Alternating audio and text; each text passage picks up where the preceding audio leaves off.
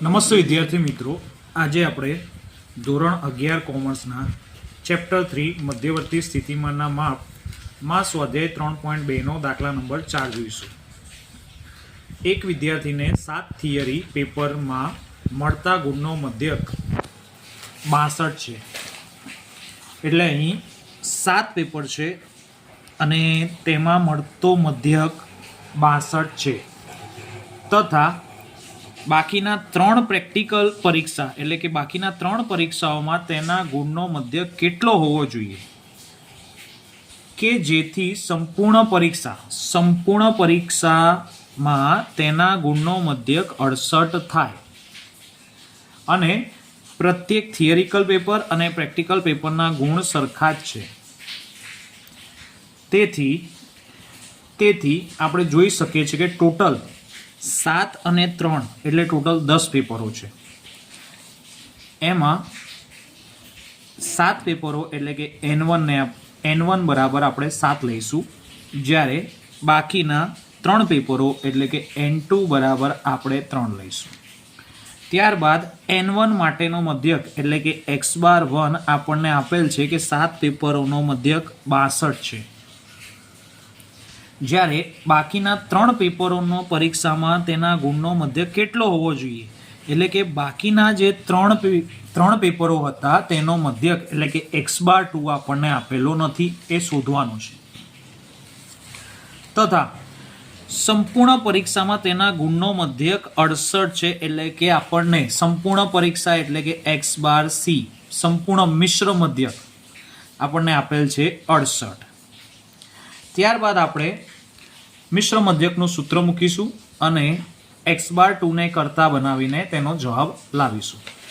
હવે x⁻c બરાબર N1 x⁻1 plus N2 x⁻2 upon N1 plus N2.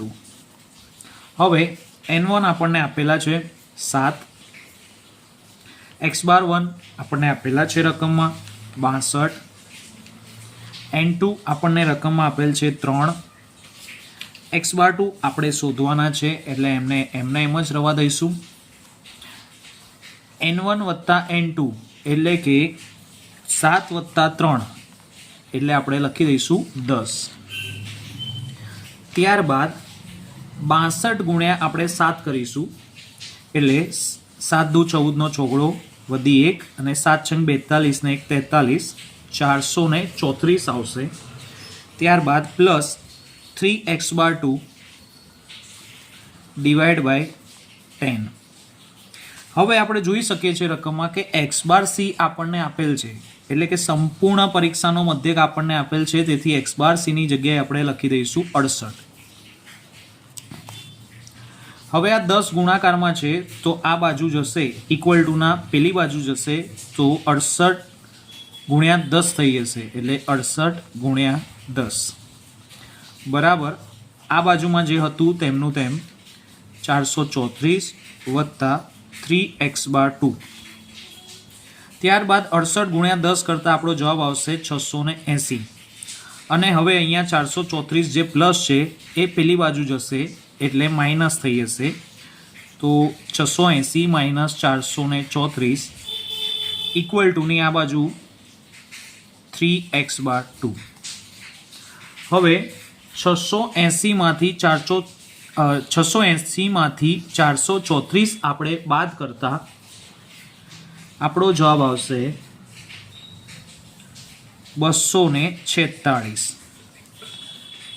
બરાબર 3x⁻2. હવે x⁻2 ની જોડે 3 ગુણાકારમાં છે એ ક્યાં જશે ભાગાકારમાં એટલે 246 ભાગ્યા 3 બરાબર x⁻2. હવે 246 ભાગ્યા 3 કરતાં આપણો જવાબ આવશે x⁻2 બરાબર 82.